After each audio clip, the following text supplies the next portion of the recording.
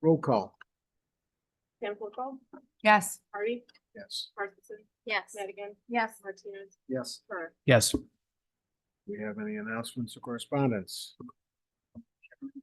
Wanted to provide the planning commission an update from the last consideration of the village board.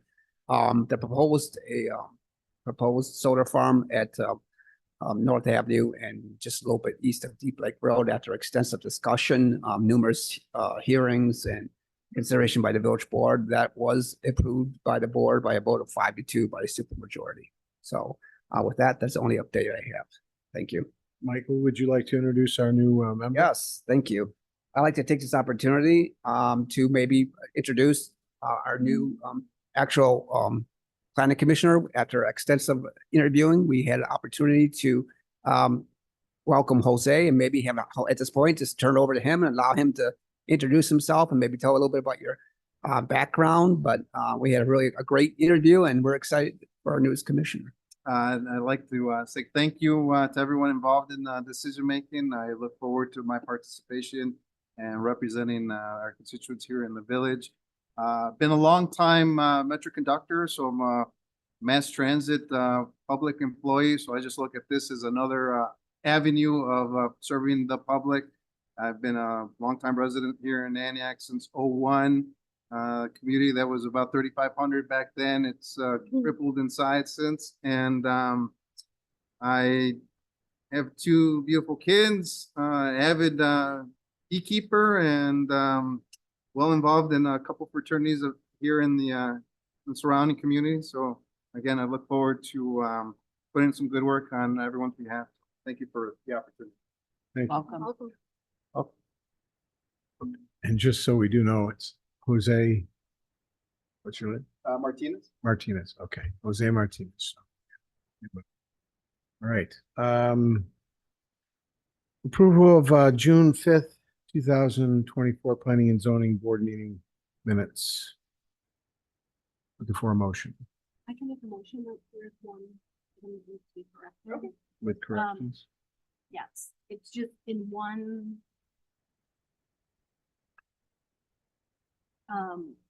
So under C for roll call, we have also present was Chairwoman Henning, and then below was absent Chairman. So if we could just make that correction, then I move. Absolutely. I'll second with the corrections. Roll call. Yes.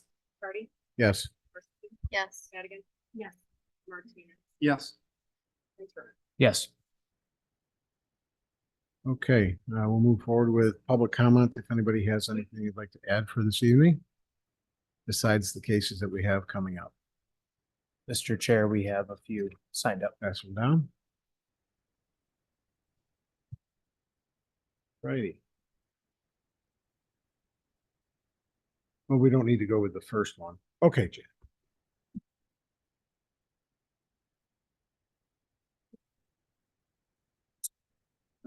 My name is Jack Fields. I reside at 22554 West Lillian Place. And I just wanted to know who is in, you guys are going to be voting on the sign out at the Kia dealership. But who is in charge from the village on that, overseeing that project? I'm just asking. I don't, there's a lot of things that are going on out there. I've talked to Mike Garrigan, and I'm just wondering who is, if I thought this was a board meeting tonight. I'm sorry, it was on. Yeah, Mike, it's probably our village staff and employees. Yes, I've been overseeing the actual project. We actually had a meeting this afternoon with some of the residents out there. So I've been working with the neighbors. I know there's been some frustration with the neighbors about communication. I've been working on that, working with our village engineer. Just for the record, they're out there grading. They're probably a month and a half behind because of the weather. Brown Road is probably well over a month behind. We're out there today. Comment is coming out next week to put some utility poles out there. I know there's been some frustration about the existing grading at Brown Road. I've talked to some of the adjacent property owners. We had, I think, a productive meeting this afternoon. But I have been trying to be very responsive to any inquiries or residents. I know there's also some frustration. They removed some trees. And there were some people who were not shy about expressing their frustration about the number of trees which were removed from the site. The basis for the tree removal was the grading. Some of the areas where the trees were located had to be removed because the grading is being changed substantially. So if there's any questions about that project, I would probably defer to our village engineer, but at least I'm the intermediate person who will basically connect any concerns with the appropriate person. And to be honest, I've been directing most of the comments, individual concerns directly to the developer. At the end of the day, it's a private development and the Sure. developer is responsible for that. All right. Does that answer some of your questions? Developer, some of the things that we were given originally that I think when we came and spoke with this board here and we saw the plans, we have not been updated. There's been a lot of work which we understand out there, but there was supposed to be a temporary detention pond. Now there's the one the size of Antioch High School football field that's holding 4 feet of water. There's a lot of things with the excavation that's going on right now that none of us were aware of, and I don't know whether you guys were aware of. Mr. Things Field. are moving farther along. Sure, and Mr. Chair, if I may. So tonight is a special board, special zoning, planning and zoning board meeting. Excuse me, I'm sorry for being over clumped. So we can only talk about those things that are on the agenda, while public comment is given a broad latitude. It's not a back and forth. So if you want to stick around and talk to either me or Mike or anybody here from the village with regards to that, we really don't answer a lot of questions in public comment. And it's really more of a forum for people to make comments, and then, we can follow up later if that's okay. Right, I understand that and I respect that. I'm just trying to say that we're trying to get the communication going. And if it's not in a board meeting, then where would we have time? This isn't a board meeting. Pardon me? Well, this isn't a board meeting. He thought it was. No, Right. I'm saying that if it's not on the agenda for a board meeting, Right. can we still bring it up to the board at that time? You can. It is, and again, this is a special board meeting for the Planning and Zoning Board of Commissioners. It's not a general board meeting for open forum. And even at the general board meeting for open forum, it's more of there's not a lot of back and forth that goes on during public comment. You can stick around. We could talk about it afterwards. We're not trying to be adversarial or anything. I just want to make sure that everybody else who comes up here knows what we do during public comment. No, and I'm just trying to figure out who we need to talk to outside of these board meetings if we're going to talk. That was my original question. Sure, absolutely. So is that Michael Garrigan right now? That would probably be the best avenue for you at this time. Yep, absolutely. Thank you. All right, Robert has a concern about Oasis Street.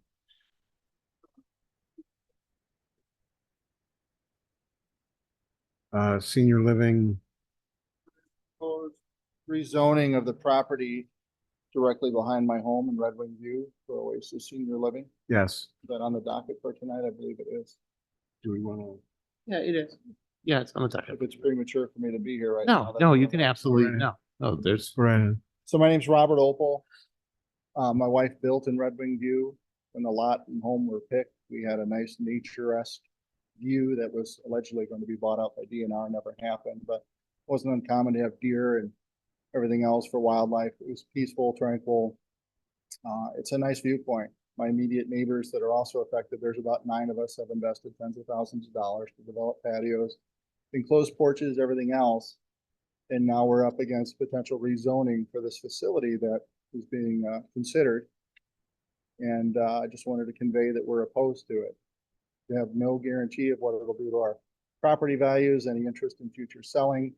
Working remote for the last dozen years, I have no confidence with the proposed 2 years of construction time, how much heavy equipment, contractors making whatever noises with hammering, conversation, hollering, everything else going on, the dust, the asphalt fumes, everything else coming in. Can't have my windows open. So, I do a consultant job all day long. I'm on customer phone calls from 7 to 3:30 daily. and it's going to be even impactful to working.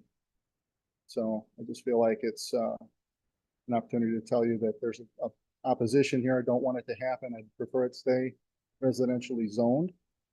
And I've heard some of the feedback from even village board members. Well, if this doesn't go, something else might go. And I'll wait to worry on it. If it's 5 more years, 3 more years, 10 more years before something happens, at least I've got some peace and tranquility there. But I'm concerned about what's being proposed there. I think there's been a lack of planning for adequate parking, everything else for this facility. There's a lot of promises that I don't know that they can deliver on. Proposed berm with some trees, but it'll take years for those to mature. And I have no idea how much light and noise pollution are going to affect the quality of life in our home and our home values.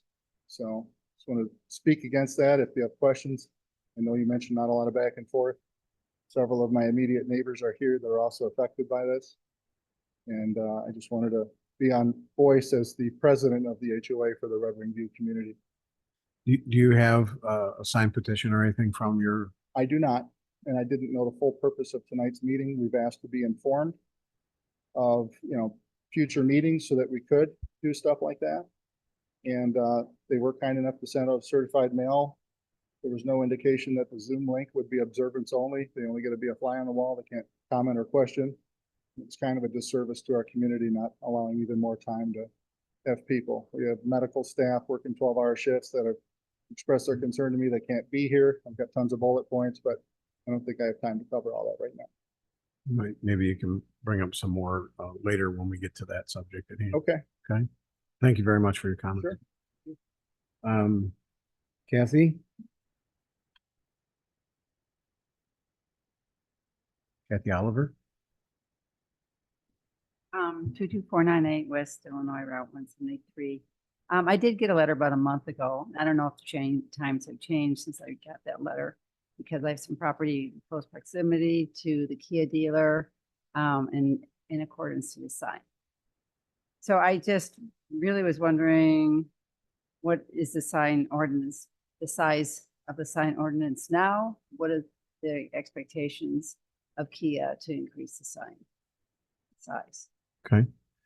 We're going to be getting into that hearing, obviously, and Okay. Mr. Gary going to be able to explain to all of us the ordinance and specifications at that time. And then, again, it's going to be on all night. Maybe you're going to be obviously going to be going over that information.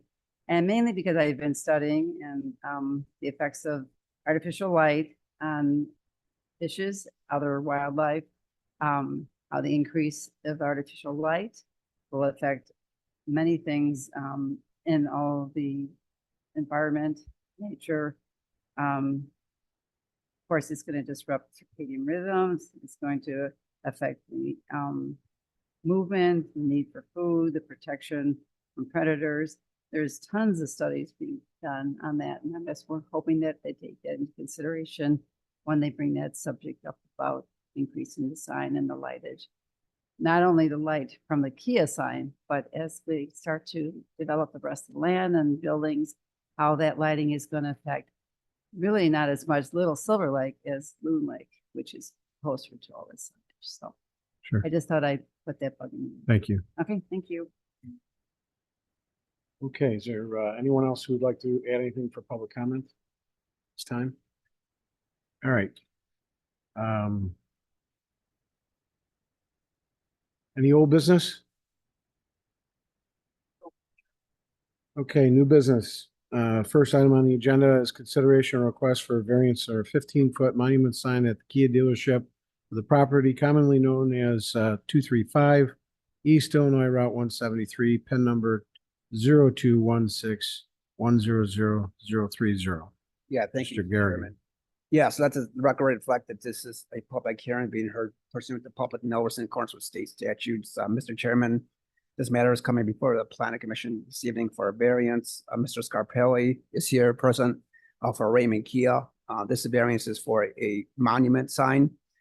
Just for the record, our village ordinance, we do allow monument signs for commercial businesses. We allow one monument sign. Our current ordinance states that monument signs shall not exceed 8 feet in height, nor more than 40 square feet. The Kia dealership is requesting a variance this evening for a monument sign. As you well know, as you can see it, self-evident, there's a new 26,000 square foot Kia dealership that was approved. It's actually been constructed. It's in the process of constructing it. The walls are up, precast walls are up. So the applicant is coming before this commission this evening for a variance. The basis for the variance, again, I've highlighted, is this proposed 15-foot and 8-inch proposed monument sign, along with a 76 square feet exceeds the village's ordinance. As you all know, before we can approve a variance, there has to be certain findings of facts. So as you all know, we've gone through these findings of facts many times. So I'm going to very quickly highlight what the finding of fact is, and I'll go through the factual basis for the finding. The first fact is the variance is in harmony with the general purposes of the zoning ordinance. As I've already identified, this is a brand new 26,000 square foot dealership on 7 acres. The applicant has identified that they do not believe from a business perspective that an 8-foot sign would provide them the necessary signage based on the size, the scale of the building itself. Again, the building is over 2 stories high. Again, it's a 26,000 square foot dealership, 7 acres. They believe, based on the best practices of auto dealerships, that they require a higher sign. For the record, the existing sign at the Kia dealership on 173 as we speak is approximately 30 feet. The applicant is not requesting a height similar to that, but they are, again, requesting a new monument sign to be constructed. Again, in monument style, unlike the current sign, which is a pylon sign, they're requesting a monument sign, which is consistent with what we require for style for a design of a monument sign. But they are requesting a variation from height for 15 feet, 8 inches. So we would submit that clearly the applicant has met the first finding. The second finding is the plight of the owner is due to unique circumstances. Again, this proposed 15-foot, 8-inch sign will allow the applicant to have the required visibility for this dealership. But for that, the applicant would be placed in a disadvantage if they were required to only have an 8-foot sign. From their business perspective, this proposed dealership would be at a disadvantage with other local dealerships in the regional area. So we believe, we submit respectfully that this is a unique circumstance. The third finding of fact that's required for a variance, the property cannot yield a reasonable use if permitted only. Again, as I've identified, only allowing an 8-foot sign, which complies with the terms of our village ordinance, would put this applicant and this dealership at a commercial disadvantage, and will make it challenging to compete with other dealerships. As I've already identified, all the current dealerships on 173 have signs that exceed 15 feet, closer to 20 or 30 feet, which is consistent with what many dealerships have in the local area, whether it's adjacent communities, Lindenhurst, Antioch, or Fox Lake. Therefore, we believe that the applicant has met this finding of fact. The fourth finding is the variance of granted will not alter the essential character of the locality. Again, this proposed dealership is located on an SRA, i.e. a strategic regional arterial. As you know, Route 173 generates approximately 15,000 vehicles a day.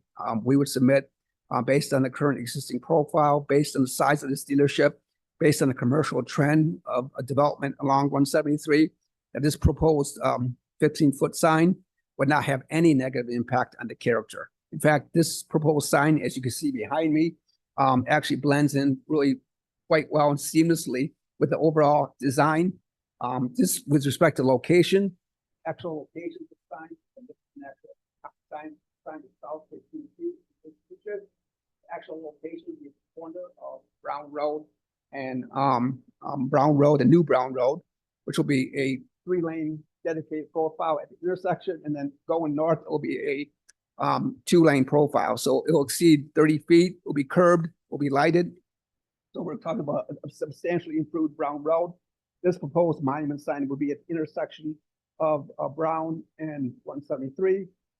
Based on our review, there will be no sightline issues. It's basically further to the north of where the current curb is. So I think actually enter into the dedicated turn lane at Brown Road with the final improvements.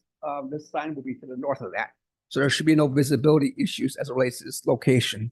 So with that, Mr. Chairman, we are making a favorable recommendation this evening for this proposed variance for the sign. With that, I'd be more than happy to answer any questions that the planning commission has. As I've already stated, Mr. Scarpelli is actually here in the audience, would be happy to answer any questions that the planning commission has. Thank you. Okay. Do we want to swear anybody in at this point? Yeah, if there's anybody who wants to speak to it. If there's anyone in the audience who wants to speak to this proposal, please stand, or any of the proposals for tonight, and be sworn in. There he is. Just in case. Go ahead. Do you swear to tell the truth, the whole truth, and nothing but the truth? Thank you.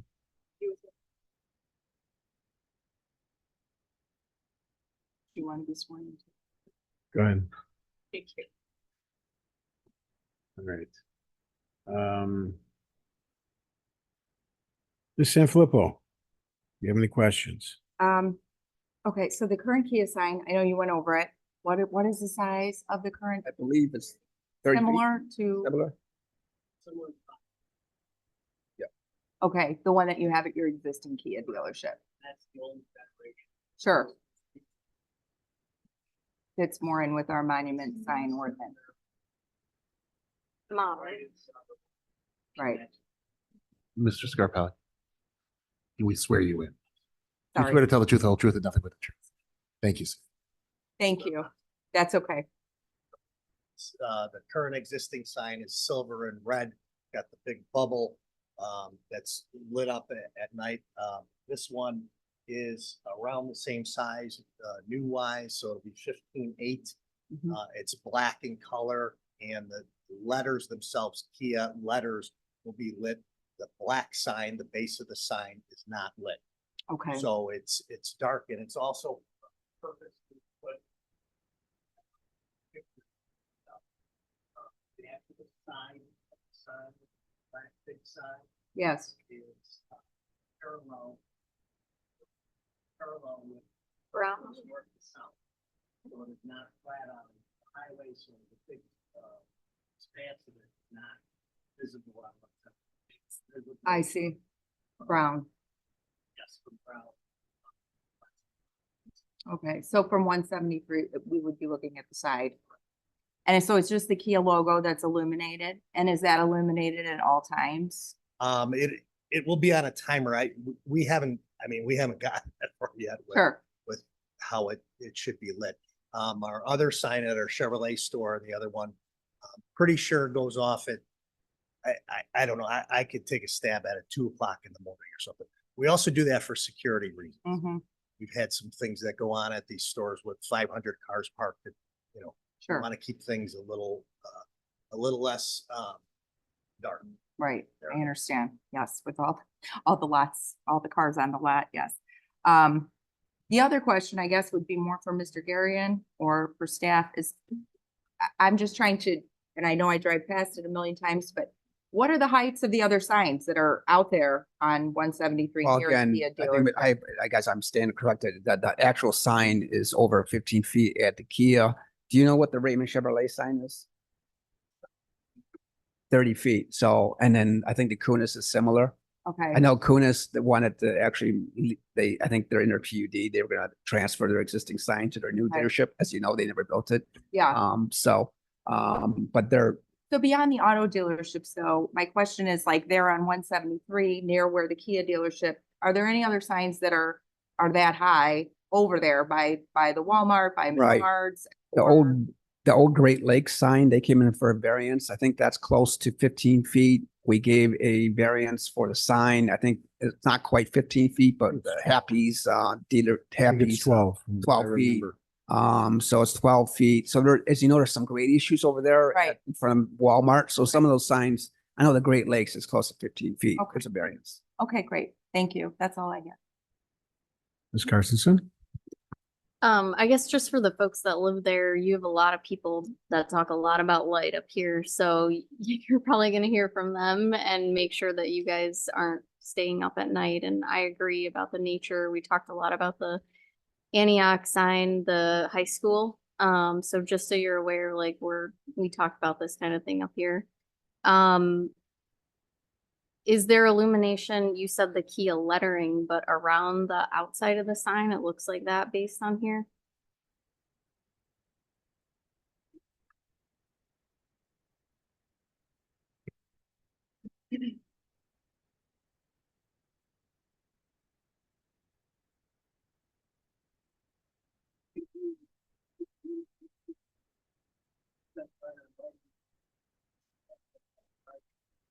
Yeah, the bottom one that says LED white illumination, is that around the outside though?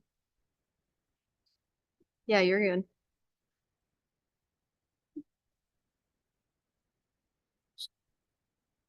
Sandwich design with 71K LED illumination through the edge of filter. Silver. Yes.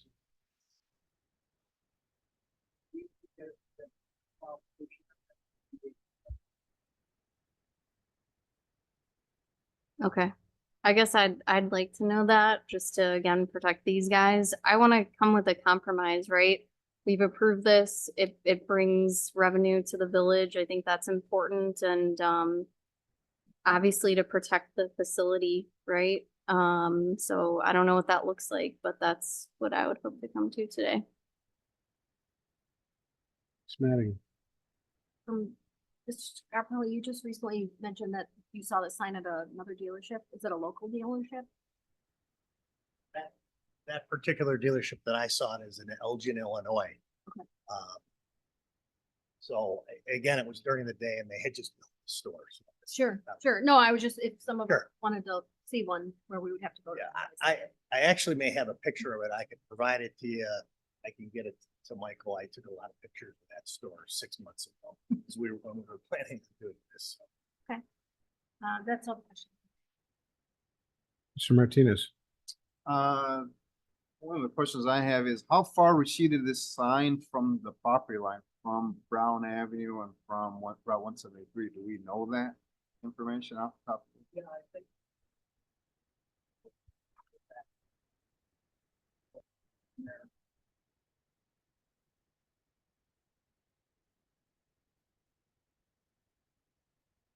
It's well over 10 feet from his property line. So from 173, it's probably closer to 20 feet, you know, yeah.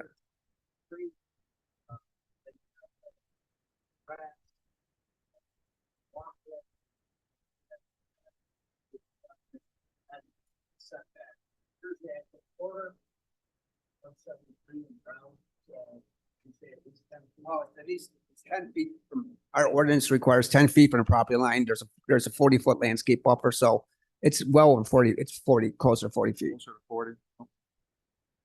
And then it'll be directional, it'll be for the view of people that are going up and down Route 173, right, east and west of Route. Really, that was the big one, was how far was it? How far receded was it? Mr. Turner. So Mr. Garrigan, just to confirm, just so we're all talking about light levels. If let's say this sign was had the light was on the side of it as well, and it was extremely bright, way brighter than any sign we've ever seen. They still have to abide by our ordinance to keep the light levels at a half-foot candle at the. Well, we would work with the applicant on the lighting. Again, the village's photometric ordinance generally has, you know, lighting standards. It generally doesn't identify signage per se. That's something we want to consider in the future. We can look at that. I know Mr. McCarty, we've talked about that. That's something that we can do a text amendment. But for the record, if there's a major light issue, then we would work with the applicant to address that, just like we tried to address the high school, which is still an ongoing issue. As you know, the sign is gone. Yeah. With respect to the cabinet, the applicant's not asking for a variance. So remember, we do not allow the applicants in their signage to basically backlit what we call the cabinet. Basically, we just only allow them to either illuminate either the lettering or their logo. we're actually quite restrictive on that. So I don't anticipate a major lighting issue as it relates to the actual monument cabinet itself. It's the illumination of the lettering that we allow. So if in fact there is an issue with illumination level, we'll work with the applicant. Yeah, I'd agree with you. And at 40 feet, I don't think that it's even possible to have that sort of issue. I just want to put everybody at a little bit of ease there that it's I don't think that it's going to be a concern. One question, and it does sound like this sign is smaller than what you see at the other dealerships today. It is sleek. I like the look of it. I was just curious, Mr. Scarpelli, is there any requirements that you have to follow from Kia at all? Like, do they come down and say use our brand, you have to have XYZ? Yeah, as my 8-year-old son once told me when I was trying to get him to do something, he said, "My choice is no choice." So in Kia's world, it's their sign package. They have variations of height for the big ID sign, which is what I would call this. There are no deviations. They're a California company, based company. They're eco-friendly. There's a lot of eco-friendly things in the building. They have, if you will, have our hands tied. And if I said that, hey, I wanted to really light that sign up, I want to put LEDs all over. There's one way to do it, and the only variation could be height, the sleekness of it, the design of it. It's supposed to be as environmentally friendly as possible, and the whole building demonstrates that. So it's kind of their bat and their ball with the design of it. Understood. Okay, that's all I had. Thank you. You're welcome. So previously in our village, we had a lot of things happen with the property that's at Tiffany Road and 173. The lighting was done on a non-90-degree down level lighting. It was projecting out to the community. It was hitting all the neighbors, and it was affecting everybody that was adjacent to and/or when you drove into the village, it looked like O'Hare Field. This was something that we addressed many years ago with dark skies ordinance that we put together with Mr. Garrigan and this board and with the village board to make our lighting more sensitive to the area, to the neighbors, and to all the properties within the village. That format has been used from that time on. All of our lighting is LED. It is completely controllable today, which is great. And they're all 90 degrees and down, so they don't project out. A sign that we had recently at the high school was projecting out, and we obviously had to react to that and deal with that with the neighbors and get that taken care of. And it's still an ongoing issue. So we're very sensitive to that in this community, and we're going to make sure, obviously, that they work with the staff to keep at toe and at bay with what we need and have to have happen. Does anybody else in the audience have anything or other comments that they'd like to make at this time for this development? Come on up here to the mic. Give us your name and your address.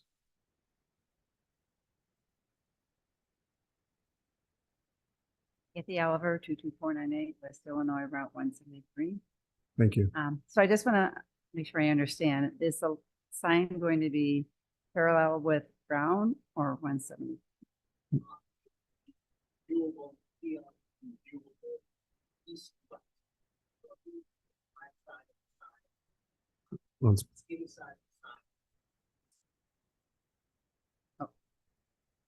So again, what is the height? And the height 15. Okay. 15'8". What is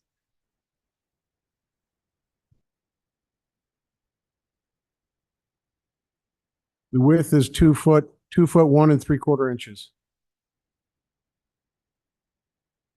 It's 40, yeah, approximately 40 feet back from the roadway.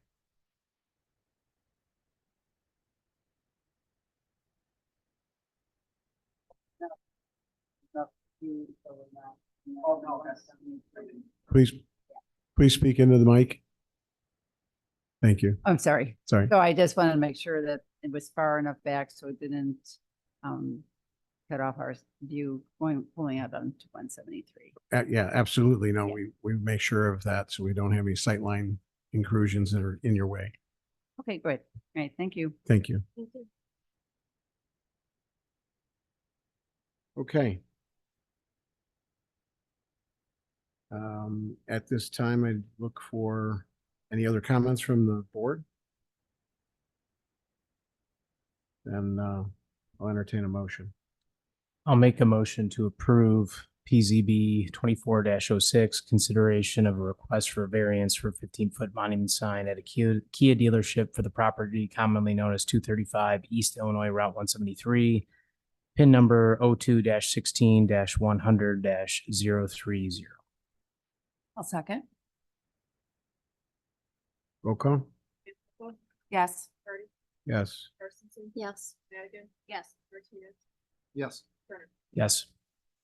Okay, thank you. All right.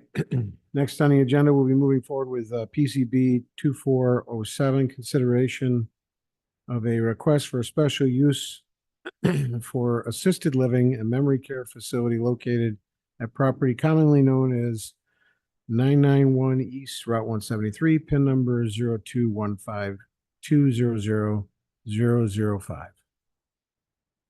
Mr. Garrigan. Yes, thank you, Mr. Chairman. Let the record reflect that this is a public hearing being heard, public notice in accordance with all state statutes and local ordinances. Mr. Chairman, this matter comes before you this evening for a proposal for a special use and a site plan review for Oasis of Antioch. That's a proposed assisted living facility and memory care facility. The applicant's property is called 991 East Illinois Route 173 for the record. The property is currently zoned R1.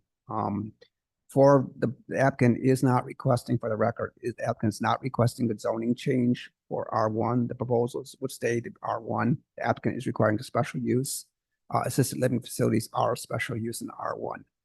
So the applicant, again, this evening is coming before you this evening for a proposal for approximately 65,000 square foot assisted living facility.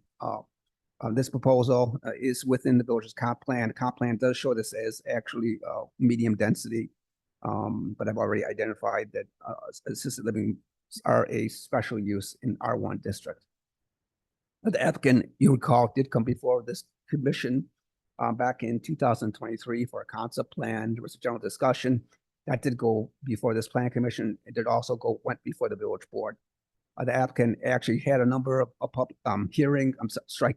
number of meetings with the neighbors and to discuss issues with the legitimate concerns of the residences adjacent to this proposed assisted living facility. So as we consider this matter, it's also important to look at the context. To the north of this property is Red Wing subdivision, which is residential R1. To the east, of course, is the Red Wing subdivision, which is R1. To the south is currently undeveloped, unincorporated property, which is ag.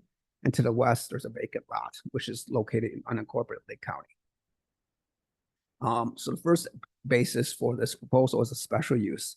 I'm going to very briefly go through the required findings of facts. The special use in R1 districts required for all assisted living facilities. The special use, first, will not be injurious to the use and enjoyment of other properties in the immediate area for the purposes already permitted. The central question before this commission is this proposed 65,000 square foot assisted living facility in approximately 5 acres, would in fact this property, is it incompatible? Is it inconsistent with the existing land use to the east and north, i.e. a single family neighborhood? Can in fact an assisted living facility seamlessly blend in to a single family neighborhood? Or the question is, are there uses which would have a minimum impact on the character, on the potential negative externalities of the existing single family homes to the east and north? As I've already identified, there are numerous single family homes located adjacent to this property to the east and north. The one aspect to change, as you recall, in 2023, the applicant did incorporate a stub street into, there is an existing stub street as part of Red Wing. As part of this proposal you'll see this evening, that stub street, that connection was eliminated. So there'll be no vehicular or emergency access from this proposed 5-acre development into the Red Wing development. The area along the eastern perimeter will be a landscape buffer.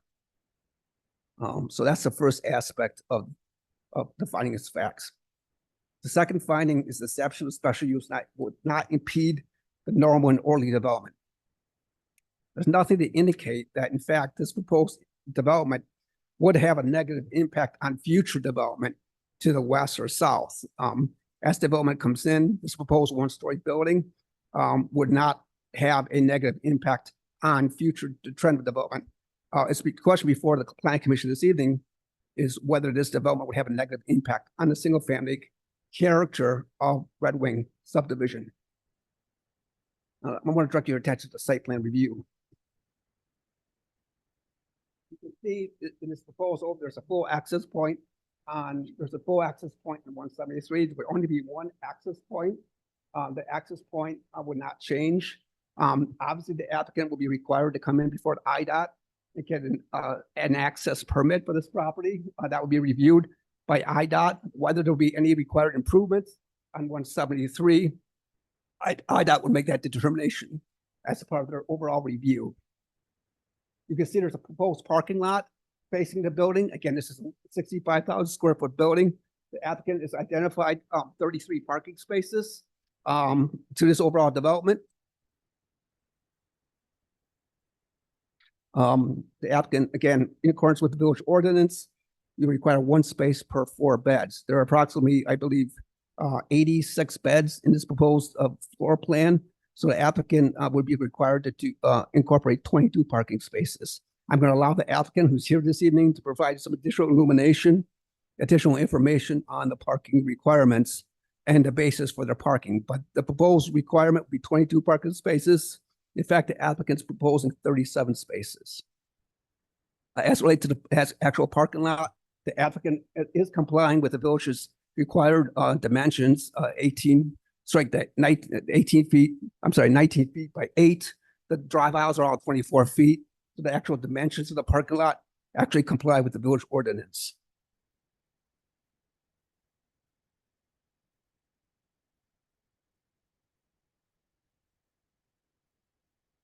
Directing your attention to architecture, the village ordinance does require that all buildings be constructed with quality materials, i.e. face brick or stone or glass.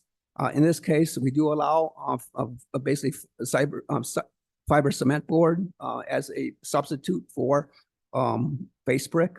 This proposed building, as you can see here in this elevation, the elevation that you're looking at here is a front elevation. This front elevation will be facing Route 173. You can see the proposed, there's a wainscot of stone. There would be a fiber cement board above that wainscot. There's an extensive large hip roof on this proposed building.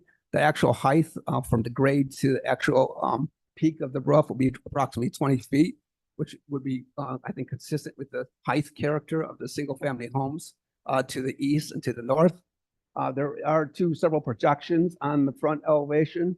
There's actually a porticature facing the main entrance, which would provide seasonal cover for people entering into this assisted living facility. There's also 2 large projections, which would incorporate generally a series of stone pilasters on the front elevation.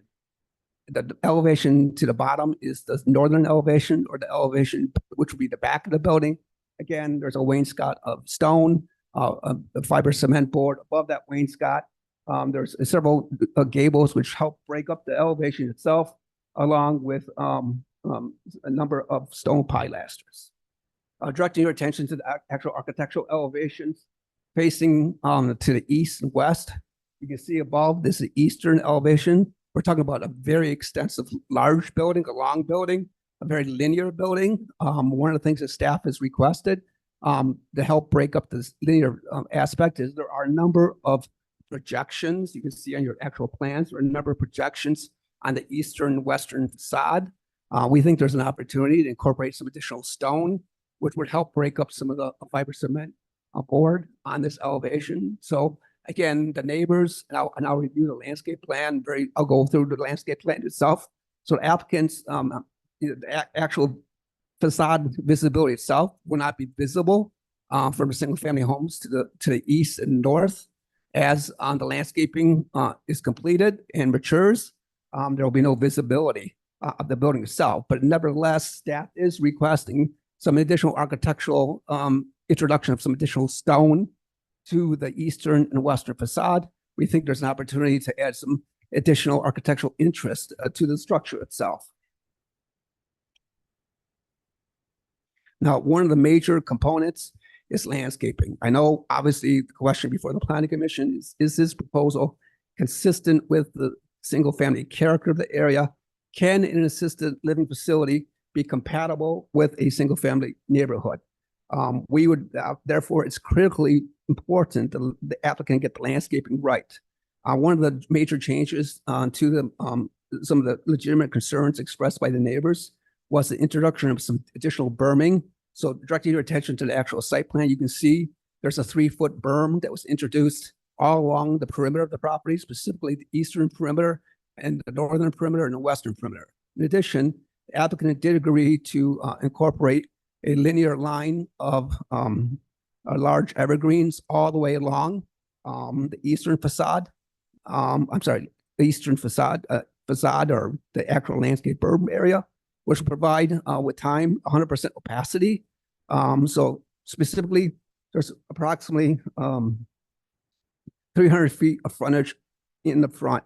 The applicant has incorporated required landscaping in the front facing the building itself. But the biggest concern that we have is the eastern landscape area. Again, it's 688 feet. The applicant is incorporating a proposal for a total of 23 trees and 344 shrubs. Also, they incorporate a large 62 evergreens, which will again provide that 100% opacity as those are planted. So we believe that the applicant's landscape plan along the eastern perimeter justly addresses staff's concerns that relates to providing that opacity, 100% opacity that's necessary to screen all the backyards and single-family homes located to the east of this property. We also would request, based on an ordinance, that applicant add additional 161 shrubs along this property itself. Now, the northern perimeter, itself, there's, as it relates to that, there's a lack of landscaping for evergreens. We think it's necessary for the applicant to basically duplicate what they've done on the eastern perimeter by incorporating additional evergreen trees along the northern perimeter, which backs up to the single-family homes. There's approximately 5 to 6 homes that would basically be adjacent to that northern perimeter. We think it's imperative that the applicant modify the landscape plan, provide, again, that 100% opacity that's required, and to provide them a visual screening for all the homes to the north.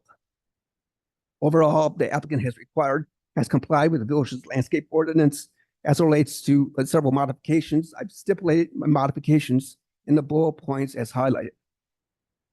Now, directing your attention to the actual photometric plan, the applicant has submitted a photometric plan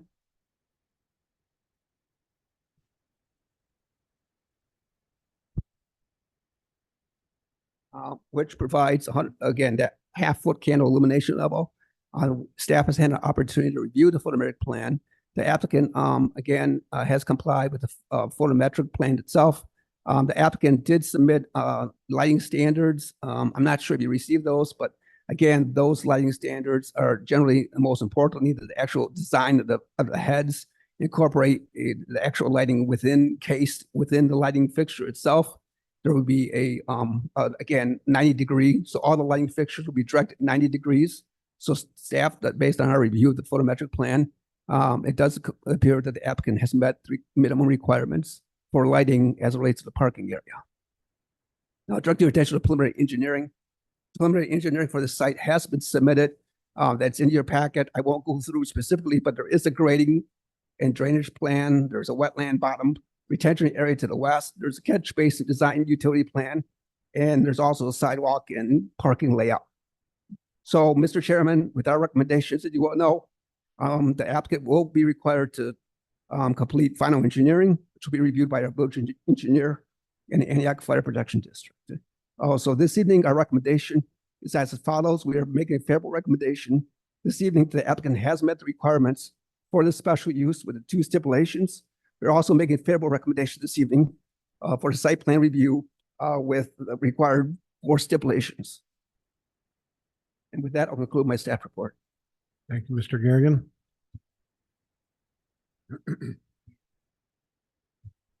Yes. If there's anybody who's going to be speaking to this, please stand up and be sworn in. Raise your right hand. Swear to tell the truth, the whole truth, and nothing but the truth. When you are going to speak to this, please come up to the mic, talk into the mic, give us your name and your address for the record, and then we can go forward from there. We'll start with Ms. Sanfilippo. Any questions? So I think what was sent to me, I wasn't able to open everything. I'm looking at it all now because some of the files were quite big. Large. Yes, quite large. So what elevations are facing the residences? The eastern elevation and the back of the building. So the eastern elevation, side elevation is 688 feet. Okay, so the Will be east, facing the single family homes located. There's will be the backyards in the back of those single family homes adjacent to the Red Wing subdivision. And then there's approximately, I think, 5 or 6 homes to the north. to the north. Yeah, that which also would back up facing the back of the building. Okay, That's why I requested additional landscaping along the back of the building to add that, just pretty much to mirror what the applicant's doing okay. along the eastern perimeter, providing that 100% opacity of basically our So what, evergreens. and if you told me this in your report, Michael, what is going back there? Is that the berm and on that eastern, behind that eastern elevation? So direct your attention to this plan itself. You can see top of the property is the eastern elevation. So there's not only there's a 3-foot berm, and there's only, there's a limitation on how high the berm can be because of the distance between the building and the property line. Mhm. But the applicant did agree to incorporate a 3-foot berm. Okay, And then there's, over 60 plus evergreen trees, which will be planted literally in a wall. okay. So- And what is our requirement for back there? Does that meet our requirement for the village ordinance or Well, we, buffering or not? yeah, we typically, for our site plan review landscape ordinance, we do provide for some of the more intense uses like industrial, we require 100% opacity for things like outside storage. Our ordinance is basically drafted on a minimum number of plantings. Okay, so the applicant has complied with that, at least along the eastern perimeter. They still need to add some on the northern perimeter and also the western perimeter. But going back to that, because of the legitimate concerns of the residents, i.e. their concerns about the potential impact of this assisted living facility, the applicant worked with the residences and agreed to basically incorporate, again, a wall of landscaping. So I have a 3-dimensional. So Okay. this is a 3-dimensional drawing that was prepared by the applicant, which kind of gives you a conceptual idea of what that landscaping will look like when it matures. I believe that trees planted will be 8 feet in height, all minimum 2.5 caliper. So there will be screening from day one, but obviously, as you know, landscaping does take time to mature. So that will hopefully address at least some of the concerns of the residents as it relates to buffering. Mhm. The other question, I think, before the plan commission, very briefly, I did just drew some examples of the question is, can an assisted living facility be compatible with single family homes? I think there are countless examples throughout Lake County and Cook County of assisted living facilities adjacent to single family neighborhoods. They can blend in quite well and be compatible with the character of a single family neighborhood. And these are, I think I gave you 4 examples of, local assisted living facilities adjacent to single family homes. Okay. The other question I think you said you're still working with the applicant on the eastern elevation, but is that just to add stone over there? Yes, Or is I- there anything that could be done to sort of break up the long expansive roof line? Right. Well, you don't see, one of the things you maybe don't see through the drawing, there are 3 projections. So there will be basically the actual, there's basically large projections within that eastern elevation. So the building's projecting out with a slate hip roof. So there will be, the roof line will be broken up a little bit. Mhm. I did request again that the area where projections would be incorporate all stone. So I think if you incorporate 100% stone on those projections, that will break up that elevation a little Yeah. better. Yeah. Also, I did require some along the architectural, basically the fascia of the building, along the roof line, a series of brackets, which I think would also help add some architectural interest to the roof line. So I Okay. think there's things you could do. That we're not seeing on what we're looking at. No, here. they're not reflected currently. Okay, So if there is support for this, I would work with the applicant to incorporate those modifications before I went to the village board. Okay. And I know it's a memory care and assisted living facility. How many employees typically, do we have the? Can I allow the applicant to come? Yes, Best person to address that. Hello, my name is Sam Martin. I'm the Vice President of Oasis Senior Living. In a typical building like this here, most of our residents are we bring residents all the way in from a independent living all the way up to end of life care. For the most part, in this building here, it's going to average around 22 to 23 employees for the building okay. itself. And is the facility like half memory care, half assisted living? Or The building is 85 units, so it's going to be 70 on the assisted living and the independent living side and around 15 on the memory care side. okay. And is the lockdown facility like? The for entire memory building is care, locked down. Is it completely fenced or No, how the building is set up, it's actually set up. they're only going outside like in the courtyard area? Exactly, I yes, it's see. just a courtyard area, so everyone wants to feel safe when they move into a community like this. That's the whole point of them doing it. It's maybe a spouse passed away or something like that. They really don't feel comfortable living on their own. This way they can go to a community. It's safe. They're going to provide meals. They're going to provide support, activities, things to do. There's libraries, beauty salons, movie theaters, different things like that. So they can go and kind of acclimate with each other, and everything is all going to be enclosed. So this way, if you have a resident that has like a cat or something, they can actually let their patio door open. The cat can roam free within that courtyard. So that way, we really don't get a lot of residents that go outside the building. And if they do, it's with a family member, and they usually take them up the road for ice cream or something to that Mhm. effect. Yes, I see. I didn't have any other questions at this time. Ms. Carstensen? I guess I want to hear from the public, but Michael, I noticed there's a handful of trees that they plan on keeping. I don't know if I just can't see today, but it's really hard to tell which ones those are. Yes, I did request, as part after the concept plan that they complete a tree survey. So the applicant, I think, has made an extensive effort to try to preserve the trees along 173. So there's visibility from 173, the current tree line they made an attempt to preserve all those trees along not all of them, but most of the trees on 173. Also, there are a number of trees on the northern perimeter they've agreed to preserve. Unfortunately, they can't preserve the trees in the middle of the property because that's where the proposed building. Yeah, I guess my fear is just hearing from the residents earlier, right? If the trees get taken out, can we require them to plant more? Well, I mean, our ordinance, they're exceeding the number of trees that are being removed you can see within the matrix of the landscape ordinance, the number of trees they're actually introducing, not only along the eastern perimeter, but also along the southern perimeter in front of the building, the north, by the time they incorporate additional evergreens, and then the western perimeter, they will be well exceeding the number of trees that are located on that site.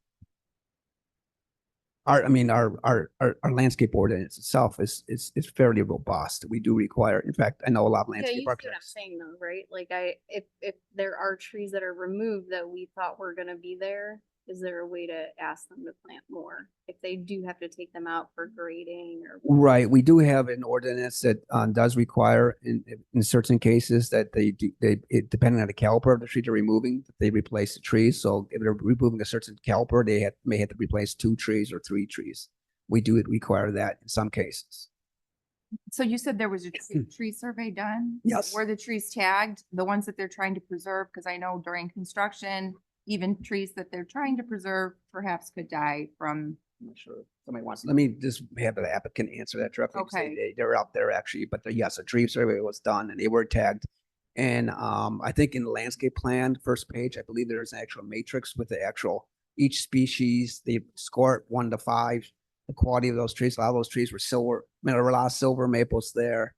Cottonwoods, which are not the highest quality trees. Mhm. Typically those are called waste tree. I don't like to call any tree a waste, but Right. basically it's not the highest quality tree. But to Brittany's point, if there's additional trees taken out, or if the trees we're trying to preserve end up dying during construction, or, Right. is there a plan to replace those? So, As part of within the landscape ordinance itself, they're replacing those trees.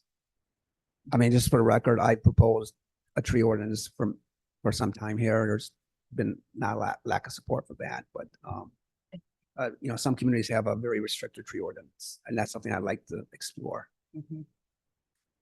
I would also like to explore that. I also, it's a lot of native planting, so I appreciate that. And I think that would help the community as well, because I would rather look at that than a building. The other question I had, let me just see. Oh, I was just gonna say, when we talked about this before, again, I wanna try and always think about a compromise and, one of the things that our community lacks is healthcare. And I think about something like this, potentially bringing hospital or something to our community. So again, just trying to think about everybody here and, I want to hear from the residents. The unfortunate part is healthcare hospitals and their locations are managed by the state and requires certain attentiveness from the community and a number. with Yeah, we gotta equal- have bodies that need it, Yes. right? That's the purpose of the state was behind it. Ms. Madigan, So, Michael, you stated that, the staff had recommended a more robust, landscaping on the east side. No, I'm sorry, on the north side. Well, Apologize. Additional shrubs, yes, some Okay. additional shrubs on the east side. and that 3 feet berm, what is the size of the berm that's to the, east of this lot? Like in front of the residents that are on 173 in Redwood? You mean in front along 173? I don't have that information. I mean, there is actually no berm within the backyards of the single family homes. The actual landscaping berm, I think it's actually less than 3 feet. It's more for aesthetics. And then my concern wouldn't be with the lighting from the parking lot, because that looks like it's right in front, right? Not near the residential, homes per se, but what about the light? The wall packs. Yeah, and the lights from inside of the building, right? Like there's windows going down, both sides. I'm sure they're on the back as well. Like, I'm more concerned about lights affecting residents from being on, right? Right. So again, I know a lot of people have window coverings, but not everybody closes them or what have you. So is there a way to actually, require more to be along that back line and more mature trees? I mean, it's your prerogative. I mean, I'd be more than happy there's different ways to treat it. There could be a double row of trees. I mean, there could be you could have 2 or 3 layers of additional trees. I mean, I think there's an opportunity to actually incorporate some more trees. Along just to the west of the, linear row of evergreens. There's basically planting arborvitae, and I mean, with time, that will be literally a wall of evergreens and arborvitae. So it'll be basically 100% opacity there. But if it's your prerogative, if you think it's appropriate to add another layer of trees, that's something you can discuss. I mean, maybe it's appropriate for the applicant to come in and maybe provide what their perspective is. But I think there's clearly an opportunity to add more landscaping. Yeah, because I mean, when you look at the color rendering that you provided, right, there's a lot of landscaping on the east side of that building. We can't really see on the north side of it, right, what was all there, and obviously this was showing it as matured. Right. But I would agree. I mean, I feel like we need to make sure that the residents all around this proposed facility have some protection from the light and from it. I think it will blend in, to be honest with you, based on the height itself, and the proposed layout and structure of it. I don't think that in itself, is gonna harm, the single family residences per se, but, I agree. I think we need more of facilities like this, but I can also understand from the, homeowner's perspective as well, of it affecting their values and so forth. So I am curious to hear as well what the residents have. And just for the record, I think the landscaping along the northern perimeter is insufficient. That's why there's stipulation there, a bullet point, incorporate extensive more landscaping to protect those neighbors to the north. I think it just needs to be more mature landscape, right? I mean, planting a, 5 foot, 6 foot, I mean, that's not even blocking half the building, right? I mean, so, that's all those are all the questions. Mr. Martinez. I'll start off by saying that I am sensitive to Red Wings objective to this because I myself and Tiffany Senior Apartment spring up right behind my backyard, and that, mind you, is a three-story building. By my understanding, this is going to be a one-story building. I agree the east side of the property line needs to be 100% covered with landscape. But what I'm hearing is right now the village is going to ask for minimum 8-foot height with those evergreens. Can we expand on that? Can we ask for 12-foot, 15? Obviously, the big concern is the view, right? We all want to block the view. Other than that, I really don't object to what's being built there. But it's the view that bothers me first. What's the village stand on? Well, for the only record, I would just remind the planning commission, just a slight cautionary is obviously the taller the trees, the bigger the caliper, a higher probability the tree will not make it. So typically when you see developers come in, they'll do a 2.5 to 3 inch caliper. That's standard because that caliper has the highest probability to survive over time. Again, the bigger the caliper, the less durability that tree has of survival. So that's the only, sometimes you have to balance that, but obviously it's prerogative of the planning commission to ask for, a height that you are more comfortable with. But I would just remind you that the bigger the tree, the more challenging it is for survival.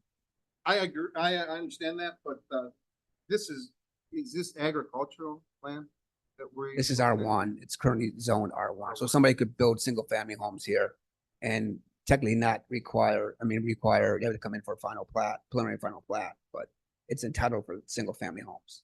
On the business model, can I ask a couple questions regarding the business model? Sure. Can I have allowed the applicant to come up? Sam, I didn't catch your last name. Martin. Martin. Mr. Martin, we talk about 85 rooms. Are we talking about 85 residents? Are these double rooms? It's 85 residents once it's filled. It'll take a while for the building to get filled. Every now and then, but I've been doing this since 2008. So I've been doing this for quite some time now.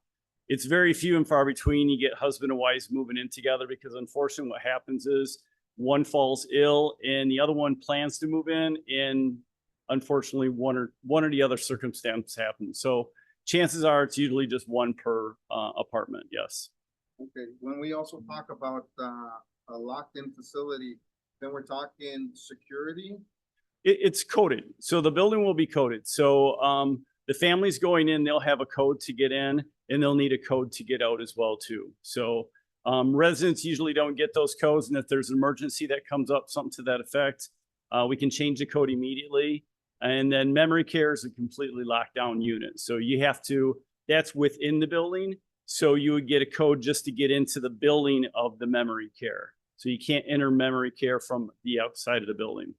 When we talk about upwards of 22, 23 staff members, then we're talking overnight staff. Yeah, there'll be 3 shifts. Yep, there'll be 3 different shifts. So at any one time, how many staff will be there during a shift? It depends on the acuity of the resident. It depends on how many are in the building at that one very point in time. But at a full capacity, around 22 to 25 at full capacity. At each shift?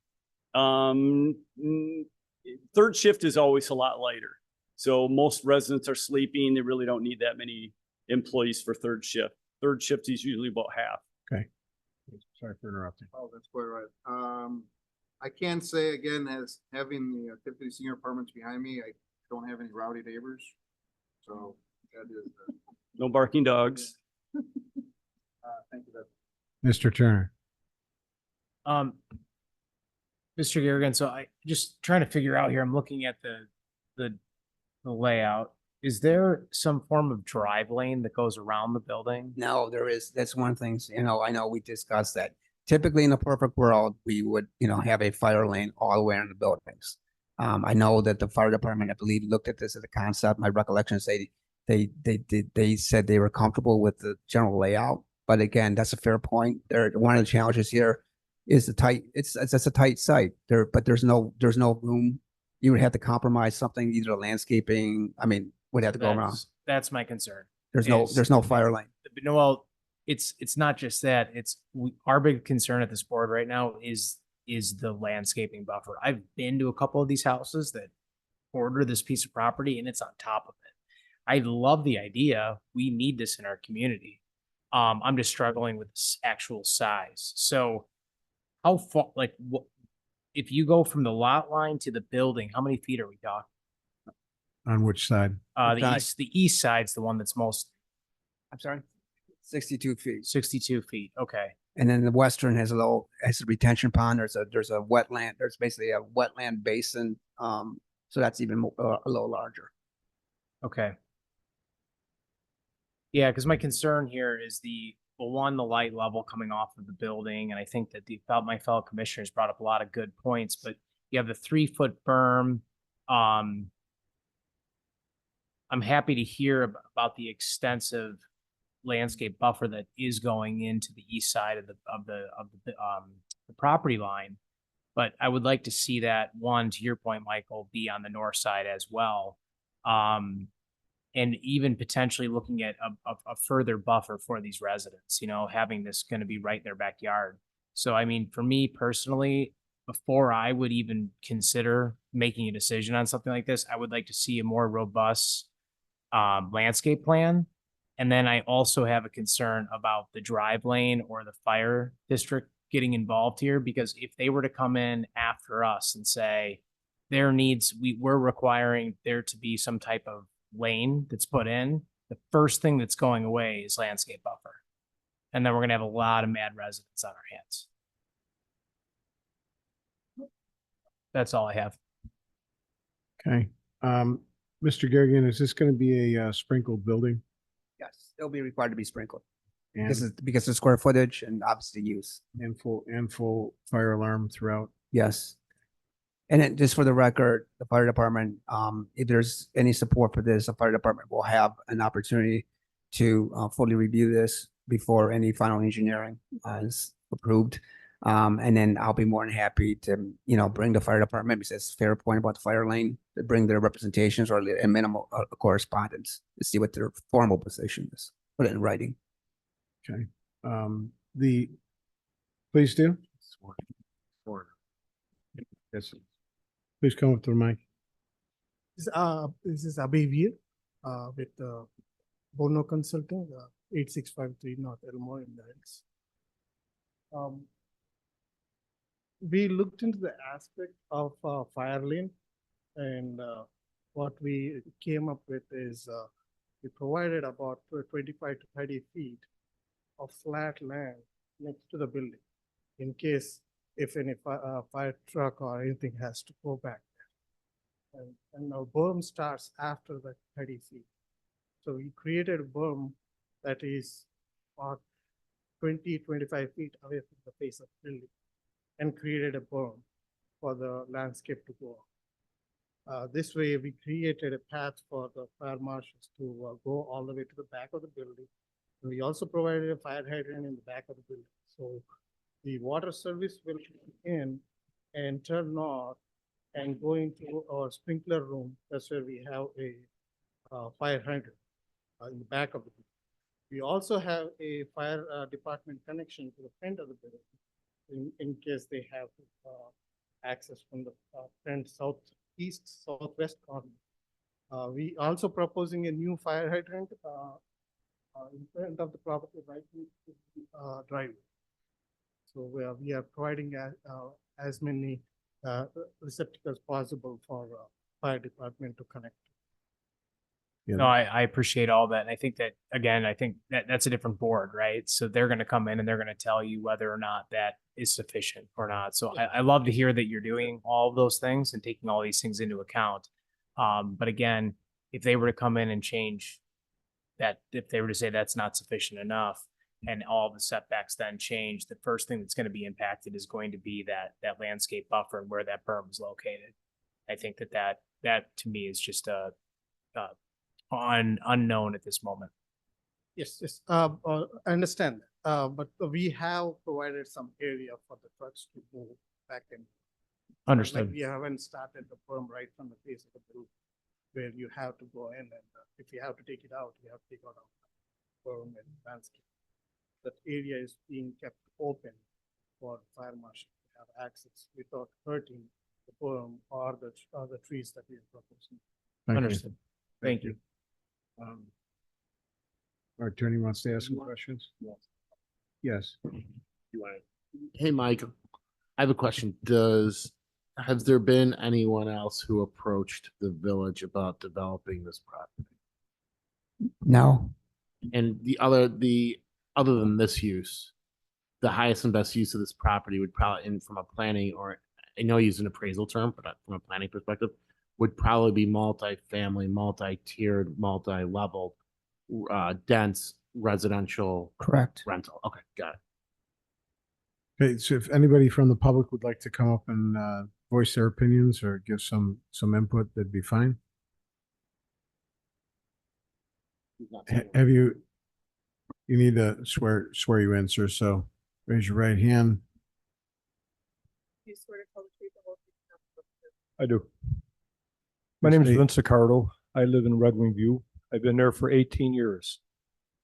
And, you know, you talk about the fire and all that stuff, and that's fine. As average people, most people don't even understand that anyway. But as far as this facility, I think that this facility is a perfect fit in the area that it's going, because it's harboring between Eagle Ridge, the unincorporated 5 or 6 homes back there, our subdivision. For 18 years, I've looked at that lot with empty cars, trucks, debris, and the alternative is somebody else to develop it. The reason that Pulte never finished developing that's why that street was put in at Elfin, because Pulte originally wanted to build more homes back there. But when they found out that they'd have to put in a complete different pond, they couldn't put the amount of homes in there that would have made it cost effective for Pulte to finish that. So other developers going in there, I don't know if they're going to want to spend that kind of money, especially with the cost of building right now. Alternatives are you can end up with another restaurant, noise. You can end up with another car dealership, more noise. And if you ever lived outside of one of those, they are noisy. The worst we have in our neighborhood is a couple wild geese and a couple barking dogs. I think putting a senior center in there, I'm getting that age, I could walk there, you know. But I mean, as far as our community goes, we're surrounded by DNR. We got coyotes running crazy. And I really think a few senior citizens is not going to pose a great threat to our community. You're not going to have loud music. You're not going to have people flying in and out of there. You know, it's going to be a controlled building. I've done a little research on this, and I could tell you this, that, you know, everybody who lives in our neighborhood knows that traffic is an issue. You know, you guys are going through all of this stuff, but whoever approved the Starbucks in that corner being approved didn't do a traffic study, because that's a very dangerous corner. You got people trying to pass on the right and ending up in the field. This community can use something quiet. And I think for me, I could see it. And I think that these guys are going through a lot of measures in providing this stuff. And, you know, single dwelling buildings, as far as fire goes, they're not going to get a fire truck that close to a building if it's involved. If you know anything about fighting fires, they're going to stay out in the main courtyard. They will run out 3-inch lines to wherever they got to go. So, you know, it's a small facility. And I've seen the original planning, and I think these guys are really trying hard. I don't know these guys, but been going to meetings like this before. For the Red Room View people, I think this could be a blessing that it's not going to be noisy. And I'd rather look at a couple of nice buildings than empty trucks and a big ugly rusty barn that's sitting back there right now. And that land in the back is actually a private hunt club that has access to that Red Wing Slough in the back there. There's actually a service road. That's where those unincorporated areas, our villages, there's a path that actually goes straight back there. So it's a private hunt club that owns that property. It was given to them or something. But in my opinion, I welcome these guys to my community because I'm just tired of seeing businesses come in here, and plus they're financing this. This is not costing the taxpayer a dime. We're not going to have referendums. We're not going to have giving 50, 60, $100,000 for these guys to build, to come into our village. These guys are financing this on their own according to the first meetings I went to. So for us, it's a win-win. I mean, probably a lot of people can dispute it and worried about certain things, but I just look at the beauty of it. So thank you. Thank you. Anybody else? Run up.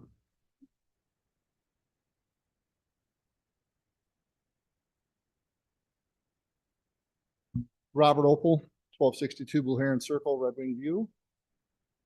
And it's quiet now. There's nothing there. The cars have already been removed. Yes, there is a pole barn that's vacant. There was a question earlier about how tall is the berm protecting Red Wing from visibility, perhaps from 173. It's approximately 10 or 11 feet.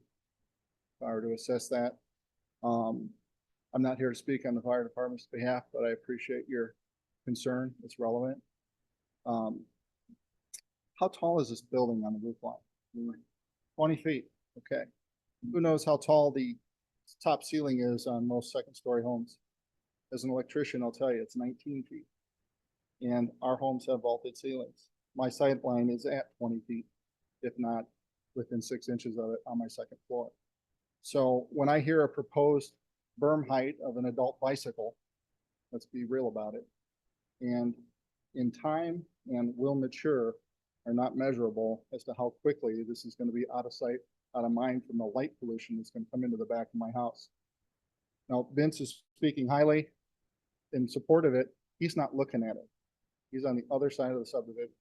It's right in my backyard. My neighbor's here. It's right in their backyard.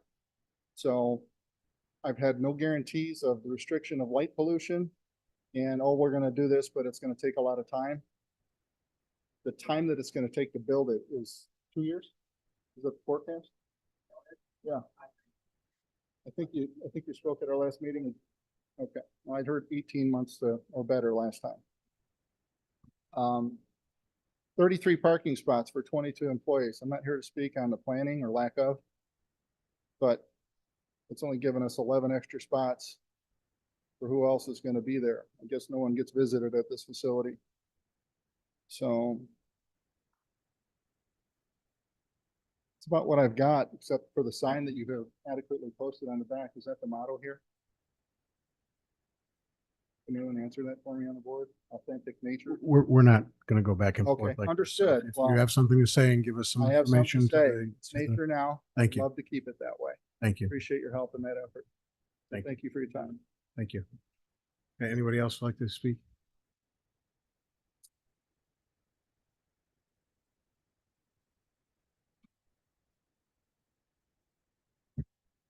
Hello, William Long, 1268 Blue Heron Circle.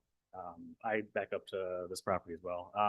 Specifically regarding the trees you're asking about, there are along that the eastern edge of that property, there are probably at least a dozen or 2 dozen, I would call it mostly mature trees.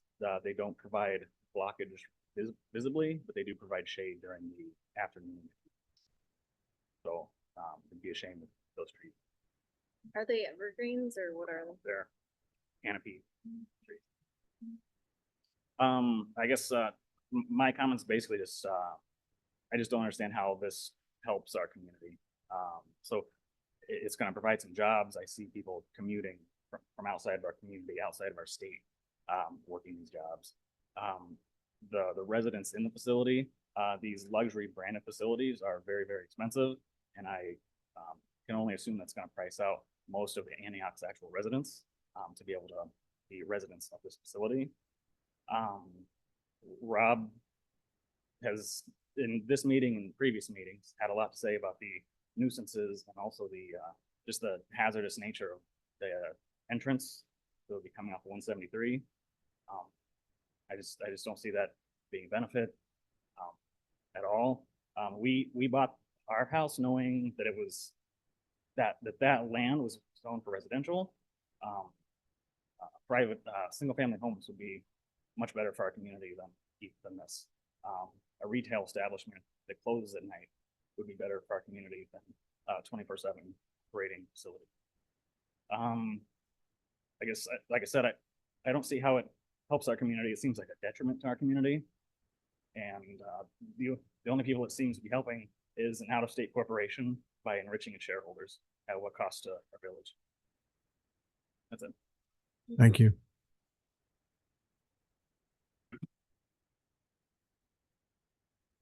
Okay, is there any other questions that we have up here as the board? Flanagan? So Michael, on the colored photo, the rendering, it looks like the above the courtyards, the roof is actually open, but you don't see that when you look at the actual elevations in the roof. Am I missing that? The courtyards are open and they don't have a roof line over that area. I think that's just an architectural illusion. I mean, I'm sure there's a hip roof there, maybe that you can provide. There's obviously a roof line, just by depth, they're hip roofs. I'm sorry, they're gable roofs. So by definition, I don't think that gable comes down, but I'm not sure if the applicant can actually identify the design of the roof line in the courtyards. Courtyards are open. Yeah, courtyards are open, but Right. what does the roof line look like at the courtyard? So if you're in the courtyard, you're asking, are you asking if there's going to be a hip roof or a gable or what? No, it looked like it was open, but you can't really, when you look at the actual elevation, you can't tell that. You're right. I don't have a three-dimensional design It's okay. other than this, and I think this is you can see right. This design is flat, comes straight down. I don't think that's accurate. I think this is done either in Rhino or SketchUp. I think they just did not complete the roof line at the courtyard. You understand what I'm saying? Mhm. I'm not sure, but the architects here. But, yeah, that's pretty much, it's gonna be just roof lines all the way across in the inner courtyard as well. So, yeah, it is a protected courtyard and it has the same type of roof line as the exterior as it is interior courtyard. Okay. Any other question? So I'm glad that the resident brought up the parking, because I'm still trying to understand the 37 spaces when I'm hearing that there could be staff during the day of 22, which leaves 15 additional spaces for people visiting. And I can personally say that, my father was in the facility and I assure you that there were more than sometimes 15 visitors visiting their loved ones during the day. So I'm still trying to figure out the 37 parking spaces and what the requirement is based on. It's one. Okay. And it's a single bed in each room, correct? It is an apartment. It's no basically- shared. I mean, my father was in a shared room. He had a roommate. These are apartments. So Okay. it's their apartment. They have a kitchenette. They have a Private little kitchen. microwave. Yes, Yeah. it's all, Private it's an room. apartment. So it's like I said, I've been doing this a really long time. My hopes and dreams would to have every single resident have family there all the time. Mhm, Unfortunately, that's not the case. mhm. There's very few that really get family members that visit on a day-to-day basis. That's what's kind of heartbreaking. And that's the whole premise of what we're trying to do. When we bring a building like this into your community, we know that your parents, your grandparents, your aunts, your uncles, they need to go someplace and you don't want them to go out of town. You want them to stay right where they grew up. When these residents are there, they can see their other church members there. They can see the people they grew up with. That's the whole premise of what we're trying to do. And as much as we'd like to have that many people come in and visit, it's heartbreaking, but it doesn't happen. Mhm. So that's just unfortunately. the And you're case. right. I think you mentioning that you want to keep your loved one close to home. I know when we were looking at places, we were looking at it exactly that. We wanted our dad to be close to where he lived his whole life, where there could maybe be other people that he knew. No, that's it. So, and we don't have anything like that here in Antioch. I know, Michael, you mentioned some of what are the nearest facilities to Antioch that do this? I know you mentioned a few of them. Well, there's several in Gurney. I don't know if there's one in Lindenhurst. I'm not Is familiar there with one one in in Lindenhurst. Lindenhurst? I don't believe there is. Round Lake and there's several in It's Gurney, pretty Libertyville, yeah, That's quite far from here. Lake Forest. Any other questions? Ms. So Christensen? I would just like oh, sorry, go ahead. Go ahead. I was just looking for clarity, Michael. So you had referenced that or the village is requiring a stronger vegetation buffer on the north side. Has that been proposed and has No, been I think it'd be accepted? appropriate to continue this to allow us to come back, that applicant to work with staff, address all the concerns, get a clarification from the Antioch Fire Department, what their position is, I mean, written or have Mr. Colfair here to get a clarification on that. That'd be great. And could I request also, if we are continuing it, to get, that we have a copy of the tree survey that was done with the trees identified that are. I think it's on the, actually, I apologize, it's actually on the first page, I believe, of the It is. landscape plan. It's very small, so you probably missed it. Okay. Because I and think I missed it at first too. Some files I couldn't open, they were so Okay, large. they're so huge. So With a lot of information. would hard copies benefit you? I think so, yes. I mean, I can't speak for the rest of the Okay. commissioners, but, Okay, I'll be more than happy to. oh, I see here now. Okay, And you can see each species, you can see there's, some of them I are, would like a hard copy. okay, I'll be more than happy to send you a large copy. You want to possibly add anything to? No, I'm good. Thank You're good? Ms. Martinez?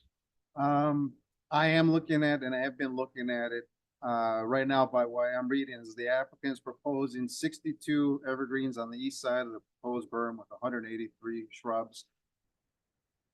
62 trees sounds like a lot, but when you're looking at 5 acres, I really would prefer to see that, double in size or actually get a staggered trees again, because what we want to do is this goes through is to completely cover up that building. Again, I'm sympathetic to that because even with trees, evergreens in my backyard, I see a 3-story apartment building. Again, those are my concerns is the coverage that we're proposing. I don't think it's adequate, and not That's to say that along, we won't get there. that's along the eastern and northern perimeters, right? Not the west, just, No, that's- okay. This is the eastern side of the proposed berm. 62 evergreens on the east side of the proposed berm with 183 shrubs.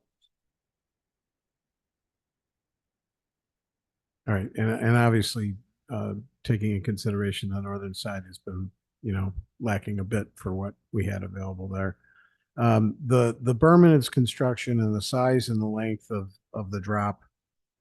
I'm a little concerned with, the property lines along the east side where the berm starts. I don't want to see, standing water or other problems along that side of the site where these residents from Red Wing View are going to be having to deal with their, new neighbors if that comes up. I do want to see a little more of a berm. 4 feet is a little scant for what we're proposing here. And the elevation height at foundation is at 810. And the elevation height is like 808 to 810 along the east side of the property line. So the 3 feet doesn't completely cover all of that. It's not taking into consideration the lifting of the building that's going to be proposed. It's up to the members here if you want to continue this and give the applicant an opportunity to come back with some more defined vegetation and maybe some better views for the berm. I'll entertain a motion. Yeah, I'll make a motion to continue PZB 24-07, consideration of request for special use for an assisted living memory care facility located at the property commonly known as 991 East Route 173, PIN number 02-15-200-005. Do we have to make all those stipulations? No, motion tables are not debatable. I'm sure the petitioner has heard and taken copious notes about all those things that the board is looking at, correct? Okay. We'll put in the record that the petitioner is nodding his head in an affirmative manner to say that he knows that the board is concerned about various things and he has heard the many complaints, let's say objections of the fine residents who came out to talk about the landscaping and the disturbance of the natural center. Is that fair? Thank you. Roll call. Local, Yes. Hardy, Yes. Martinson, Yes. Madigan, Yes. Martinez, Yes. Turner. Yes. Okay, thank you very much. Appreciate your time. Appreciate you coming out and giving your comments. Pay attention to the next meeting so you can show up again and again do your point, okay? Absolutely. Anything you can do on your end to support your concerns, that's gonna help you out.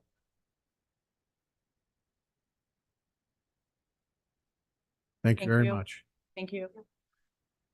Okay, next on the agenda, PZB 2408, consideration and request for special use for a weightlifting club facility located at the property commonly known as 927 Cameron Court, Kearney Court, pin number 0208485842. Yes, thank you, Mr. Chairman. Again, this matter comes before the planning commission this evening for its public hearing. Let the record reflect that this is a public hearing being heard pursuant to public notice in accordance with state statute and all applicable ordinances. Mr. Chairman, this matter is coming this evening for a special use for the property company known as 927 Kearney Court. The applicant is requesting a 8,900 square foot weightlifting facility. As you all know, this property is in our form-based code, in its own business park. If you actually go to the use matrix, the actual use matrix for the form-based code in the business park, weightlifting or health clubs are not a permitted use. And therefore the applicant is asking for relief from that requirement and for the use. So they're coming in for a special use for relief on our current zoning matrix in the business district. Again, the applicant on this building, as you recall, or we don't, this was formerly the home of the Deli Source facility. They basically were a cheese distributor throughout the Midwest. They vacated the property approximately, I think, a year and a half or 2 years ago. So much of the property has been vacant. In fact, the property is for sale right now. The applicant is coming in and seeking the ability to basically take for adaptive reuse. So they're proposing to incorporate approximately 8,900 square feet. You can see the actual plan, the actual site itself is just to the north right here. I've submitted the actual floor plan of those weightlifting facility for your review. As you all know, it's also important to look at the context of the property. The property is surrounded by industrial use. So obviously to the north is industrial use. To the south is all industrial. To the east is part of the Antioch Business Park, which is industrial.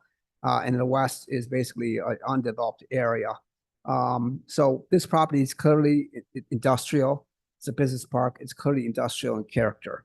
One of the big trends now, what you're seeing is as many small industrial uses move to larger, more modern facilities, you're finding older industrial parks finding new uses. Excuse me. Whether it's a distillery or a microbrewery or a health club or a weightlifting facility, this is very consistent with the trend of development and what you're seeing throughout the metropolitan area for industrial space. It's actually this space, and I'm going to allow the applicant to provide a factual basis why they think this space is perfect for them, but it's really a clear space, clear. There's no actual supports. It's clear space throughout there. There has a height. There's a seating that has required height for this type of facility. So the applicant is coming in here this evening for a request for a special use. As you well know, there are findings of facts that are required for a special use. First, the special use will not be injurious to the use of enjoyment of other properties or in the immediate area. Again, the subject property is industrial in nature.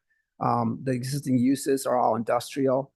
This proposed weightlifting facility will not have any negative impact on the adjacent uses. Much of this building is actually vacant, and this applicant provides a perfect opportunity to take approximately 8,900 square feet, find a new adaptive reuse of the space, and actually also provide some type of facility, specifically a weightlifting club that's does not currently exist in the village of Antioch. So we do not believe that this proposed use, converting this empty space into a weightlifting facility, would have any negative impacts on the adjacent suites, adjacent industrial buildings. We think it's, again, consistent, I've already outlined, with the trend of development, taking older industrial complexes and finding new uses for them. So this is a trend that I think staff is going to actually encourage. There's new opportunities throughout the Antioch business, basically park, that they'll find new uses. As you know, we have a club over there on Anita Avenue that has been there for many years and had received very positive reviews. They've been really a good neighbor. So we believe that there will be no negative impact as proposed, and the applicant has met the first required findings of fact for a special use. The second required finding of fact for a special use, it will not impede the normal and orderly development. Again, there's nothing to indicate that the proposed 8,900 square foot weightlifting facility would have any negative impact on the adjacent industrial suites. There's nothing to indicate that this proposed development would in any way impede the adjacent properties from continuing to attract new industrial users.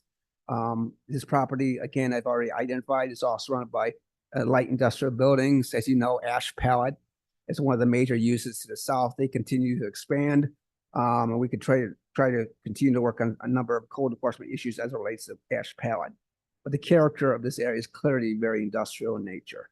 Now, one aspect is parking. The applicant has submitted, you have a parking plan within your proposed packet. The applicant is proposing just a total of 44 spaces here within this property. The subject site incorporates a total of 66 spaces. Based on current facility, staff does not anticipate any major problems as it comes to the 44 spaces. So there's ample parking here. I'm going to allow the applicant maybe to identify typically how many members of the club would be at the club at one time. But based on our discussions with applicant, based on our view of what's being proposed, we believe there's ample parking within this site. This is all existing parking. We're not really requiring a site plan review here this evening because the applicant's really not making any modifications to the building. They're simply working with the existing building that they have. They're not making any proposed major modifications to the exterior, no major modifications to the lighting or landscaping. They're dealing with an industrial building. They're not changing that in any way, really. All they're really doing is convert the interior space. So they'll have to obviously come and work with us on a building permit. If they're going to do any signage, they'll have to get a sign permit. But those are the only administrative procedures or processes they'll have to actually go through. So this does require special use. That's why it's before the Planning Commission this evening. So, Mr. Chairman, we are making a favorable recommendation this evening for this special use for this weightlifting facility, and with the two required stipulations as identified in my staff report. With that, I'll be more than happy to answer any questions. The applicant's actually here this evening to answer any questions. Thank you. Okay, before we start, I would make an announcement that I have to recuse myself from this particular meeting. He is a client of mine, and I've helped him obtain the ability to do this at this facility. So all I'm going to do is direct you guys through your comments and stay quiet from there. Ms. Sanfilippo. So which building, I'm sorry, which building is it that we're? You do need to be sworn. Do you swear to tell the truth, the whole truth, and nothing but the truth? Thank you. Which building? We need you to put your name on the record. Yep. So I'm Tom Handyside of 3103 Eshkol Avenue inside. It is the northeast corner.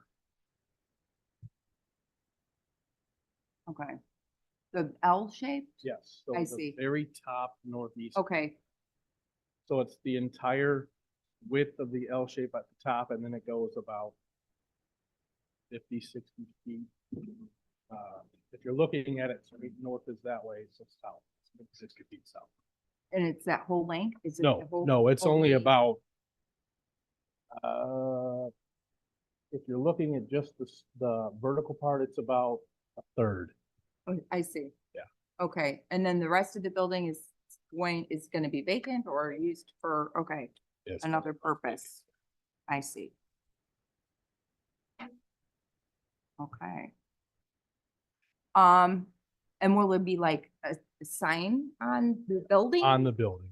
Okay, so we're not looking to put in down the road any No. kind of monument sign or anything like that. Okay, I think that's all I have for now. Written. Just a couple comments. I am super excited Me too. about developing here with uses that get us out of the house and do good things. So I'm excited for you if this goes through. Michael, I appreciate you guys trying to attract people to this.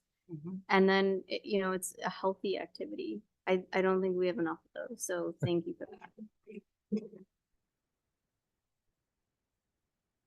I don't have any questions at this time. I agree. I think this is a good addition. Couple questions. Yeah. What's your business model? When is this open? 7 days a week? So What it's are the gonna be a key hours? card access type facility. It's gonna be 24/7 staff. But it's gonna be like a bodybuilding, powerlifting, general fitness, athletic training type building. I am an equipment junkie. Like I talk to people all over the world about equipment, so I kind of know what I prefer and what other people prefer. But my goal is there's a stipulation of the gym that it's scary. Like my goal is to create an environment where everybody is with each other. If somebody doesn't know what they're doing, they're comfortable to ask another member, that type of style, but it is 24/7 key contacts. Staff. The other question was, I know it's an established building, bathroom, showers. So there are 3 bathrooms currently, but there is 3,600 square feet to the like next building that I would like to expand into and build a locker room with showers and that kind of stuff, but not immediately. But there are 3 bathrooms. There are 3 bathrooms. Yes. And then you said, membership, key cards, 24-hour staff. Yes. How would you actually have people at? Oh yeah. If it has to be me, that's so I work remotely. So like I plan to be there all day. And then I have friends that would like to work there too. So they would cover shifts and we'd staff it 24/7. I'm too protective of my equipment and I want people to feel comfortable with staff in the building. So that's a goal to do that. Thank you. Yep. I don't really have a ton of questions here. I love the idea. I think it's very, very interesting, and I love the idea of building out more industrial area that's, you know, sitting vacant. So, just a curiosity, do you have any other facilities, gyms, anything like this? No, I have 10 storage units full of equipment, 1,200 square foot base. So this, just so you guys know, this all started because of COVID. I had a pretty extensive home gym in my basement, and I used to be a day camp director, and I have 8 former day camp kids that are Division I or Division II athletes that needed somewhere to train. So they came over to my house. It turned into 8 or 10 guys a night to 25 to 30 and trying to figure out parking. So that's kind of where this came from. But yeah. It's wild. Yeah. Okay. Well, yeah. So how many all I have. memberships would you offer to, I mean, do you have any idea or? I don't want to be like overcrowded. I mean, because I don't like overcrowded gyms, but I think there would be a cap. I've got some friends that have facilities the same size. Mhm. Their cap is around 400 to 500 members, and that would be about what I'd look for. Just depends on the need and if there's ability to expand, if I needed to. Mhm. So.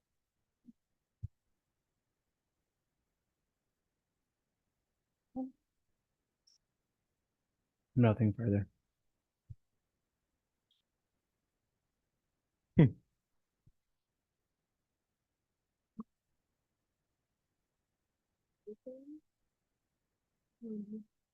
No. Oh. We removed him. He's gone. Right. He's gone. No. We put I you in think cold. Madam Recording Secretary is asking for a motion to approve. I'll Yeah, I'll make a motion to approve PZB 24-08 consideration of request for special use for a weightlifting club facility located at the property commonly known as 927 Kearney Court, pin number 02-08-485-842. Sanfilippo, Yes. Carstensen, Yes. Madigan. Yes. Martinez, Yes. Turner. Yes. Thank you, everybody. Motion carried. Thank you. I will make a motion to adjourn. I second. I. All in favor, aye. Bob, when Aye. is this anticipated to, open at the? Oh, still has to go to the little board. Yeah. Over there, probably a couple months for some build outs and other things.